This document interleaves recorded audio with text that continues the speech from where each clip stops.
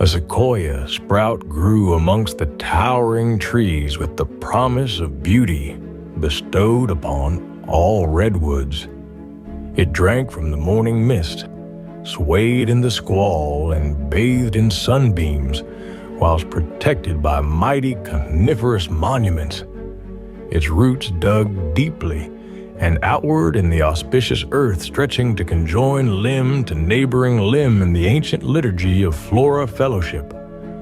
But as an adolescent seedling, a thought vexed its very sap, and questions ran through its limbs like the San Joaquin. Why the tedious time to become a towering temple to touch the throne of God? It was the old way, the ancient way. Each root radical intertwining with one another, suppressing the growth of the strong. Times were changing, and for survival, the forest needed to change, and change swiftly, it thought. It was that sapling, and that sapling alone, who could save the forest. So the sapling withdrew its roots, divorcing all neighboring wood and timber. The young tree latched upon the root collar of a huge hoary sequoia.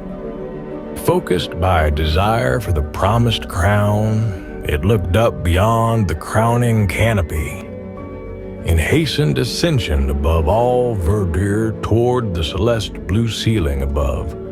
The Almighty must willed it to be. Its fledgling leaves whispered in the wind. It needed hurried maturation, so the sapling, unable to naturally sustain without communal consummation, latched itself deeper into brittle bark of its ancestor. Holding on to hope, it watched as the surrounding sequoioides matured, and yet they continued to stretch their roots towards the sapling's roots in a fruitless attempt to bring the latching young tree back to the forest floor. In time, the shadows of the forest widened and grew in number. The bright gold sunbeams diminished to a terracotta glow that shined dimly.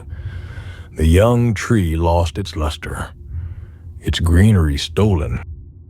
Blanketed by the immense sun's swaying shade, it drank of cadmium and copper from the ancient timber and feasted upon noxious nickel in the dark, stale air. Its pine needles grew ghostly pale, and its branches the color of bone. Never to touch heaven, it wallowed in waste, broken branches, the fallen and the dead.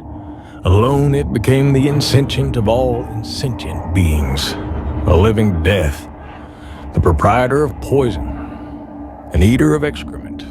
The phantom flora, though dead, will never die.